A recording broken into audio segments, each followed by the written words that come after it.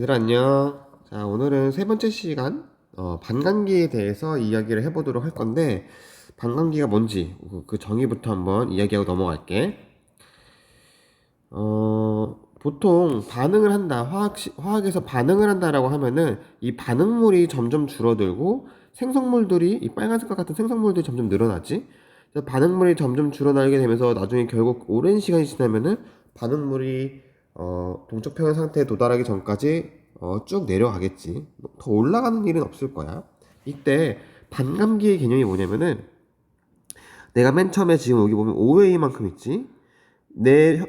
반응하기 전에 농도가 절반이 될 때, 2.5가 됐을 때 걸리는 시간, 이거를 반감기라고 해. 내가 처음 갖고 있던 농도의 절반으로 줄어들 때까지 걸린 시간, 이거를 반감기라고 한다. 그거에 대해서 배우는 거야. 그래서 지금 보면은 N2O5라는 애가 있는데, 시간이 지나면서 점점 반응하면서 양이 점점 줄어들지. 이때 얘 농도가 절반이 될 때 걸리는 시간을 첫 번째 반감기라고 그러고, 두 번째 반감기는 첫 번째 반감기를 기준으로 또 이 농도가 절반이 될 때 걸리는 시간, 이거를 두 번째 반감기라 그래. 그리고 또 마찬가지로 세 번째 반감기는 두 번째 반감기에 의해서 남아있는 애가 또 절반이 될 때 걸리는 시간, 이거를 세 번째 반감기라고 하는 거야. 그래서 반감기는 그 몇 차 반응이냐, 전체 반응 차수에 의해서 결정되는데, 우리는 1차 전체 차수가 1차인 반응에서의 반감기만 알아두면 좋을 것 같아. 그래서 1차, 그러니까 예를 들면은 뭐 얘 같은 경우는 K 곱하기 N2O5의 1승인 화학 반응식이거든? 아니, 화학 반응 속도식이거든? 얘는 1차잖아. 1차의 경우에는 이 반감기가 1차 반감기랑 2차 반감기랑 3차 반감기의 시간이 똑같아. 만약에 내가 여기까지 10초 걸렸다, 그러면은 3차 반감기까지는 10초 더하기 10초 더하기 10초 해가지고 30초가 걸린다는 것을 알 수가 있어. 이거는 1차 화학 반응 속도식의 특징이야. 2차, 3차가 되면은 이 반감기가 점점 줄어들거든. 근데 거기까지는 몰라도 되고, 1차 화학 반응 속도식에서는 반감기의 시간이 첫 번째랑 두 번째랑 세 번째가 늘 똑같다. 그럼 네 번째 반감기도 10초 뒤에 도달하겠고, 다섯 번째 반감기도 10초 뒤에 도달하겠지. 그러면은 내가 갖고 있는 초기 농도의 값이 그 뭐 8분의 1, 16분의 1이 될 때까지 걸리는 시간을 우리가 유추할 수 있겠지. 그래서 이런 개념을 반감기라고 한다. 그래서 지금 교과서에 나와 있는 거는 H2O2라는 애가 두 개의 분자가 분해가 되면서 물과 산소를 만드는데, 얘 화학 반응 속도식은 1차 반응이야. 얘들아, 저번 시간에 얘기했듯이 개수랑 지수는 전혀 관계가 없다라고 했어. 관계가 없어. 자, 그래서 얘는 지금 1차 반응식이야. 그렇기 때문에 반감기가 일정해. 그래서 지금 보면은 초기 농도의 절반이 될 때 걸리는 시간이 10초인데, 거기에 또 절반이 될 때 걸리는 시간이 10초, 또 절반이 될 때 걸리는 시간이 10초, 10초, 10초, 10초, 이렇게 된다는 것을 알 수가 있어. 그래서 몇 시간에 걸쳐서 농도가 얼마나 변할지에 대해서 유추할 수도 있고, 또 내가 원하는 농도까지 변하는데 걸리는 시간도 유추할 수 있다. 이게 반감기에 대한 특징이야. 자, 그러면은 반감기에 대한 문제 한번 풀어볼게. 지금은 일정한 온도에서 수소와 일산화질소가 반응해서 만들어지는 화학 반응과 속도식을 나타낸 것이다. 지금 보면은 얘는 화학 반응 속도식이 전체 반응 수가 3이네.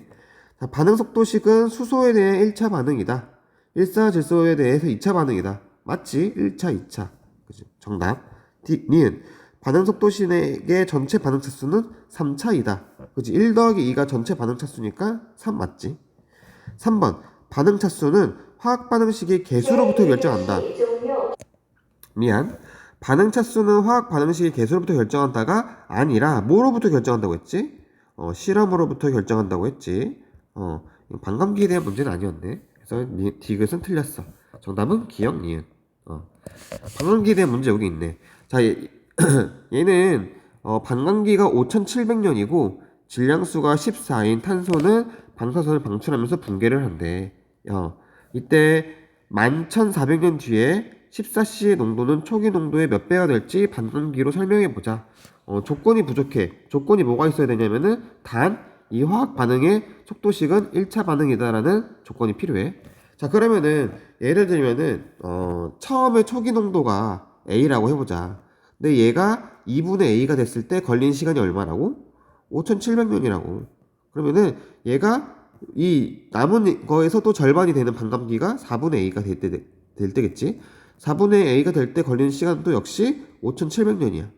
그럼 다 합하면 몇 년이야? 11,400년이네. 그치? 그러니까 11,400년 뒤에는 갖고 있는 농도가 초기 농도의 몇 배가 됐냐 물어봤지? 몇 배예요? 4분의 1배죠. 그래서 일정한 시간이 걸렸을 때 농도가 얼마만큼 달라질지를 반감기로 유추할 수가 있다라는 것을 알아두면 좋을 것 같습니다. 그래서 보통 반감기는 어디에 사용되냐면은 대표적인 예로 갑상샘을 확인할 때 반감기를 많이 써요. 그래서 아이오딘이 이제 그 갑상샘에 넣으면은 호르몬 만드는 데 사용이 되거든. 그때 얘네들이 그냥 갑상선에 문제가 없다면은 방사선 아이오딘을 넣었을 때 일정 시간이 걸렸을 때 남아있는 양이 반감기로 예측한 거랑 동일하면은 문제가 없는 거겠지. 근데 만약에 갑상샘에 문제가 생겼어.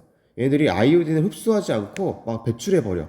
그러면은 방사선에 남아있는 이 아이오딘의 그 농도가 기상관 값이랑 다르기 때문에 문제가 있다는 것을 판단할 수 있겠지.